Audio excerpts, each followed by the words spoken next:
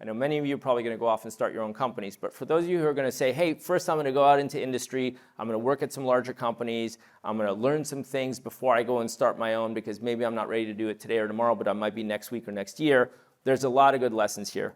The first one is, if you can pick the right company in the right industry that you want to work in for a long time and kind of go there, and if that ends up being something that grows like this, there's a lot of benefits from it. First of all, I built some amazing relationships with a lot of folks who ended up going off and building other companies and taking those public. So that network of people that you can call and interact with and ask questions of, especially when you're building your own company, which is very, very hard to do, you'll have a peer group to do that, which is amazing.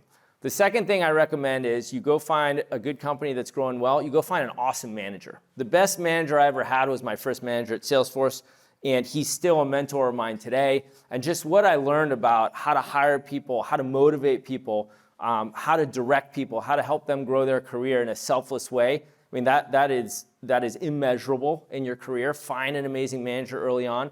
And the third thing is work on things that matter at these kinds of companies. So whatever company you go to, make sure that you are working on the thing that drives the main revenue for that company. Not a sideshow, not a side project, because there's going to be a lot of momentum and a lot of motion and a lot of energy around that.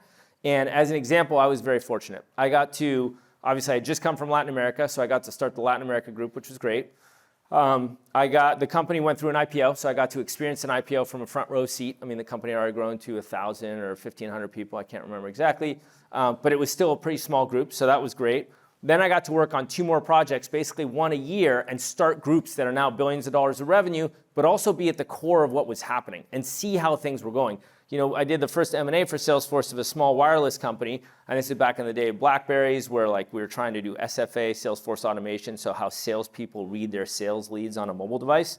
It was all on BlackBerry, to give you an idea. But you could see that this was going to start to be something. This is 2 years before the iPhone. The iPhone came out, the first iPhone came out 2007, my first year in grad school. So this was kind of my second stop in my career. Go to a big company, find an awesome manager, build those relationships. They're going to be extremely valuable. I talk to a lot of those people still all the time.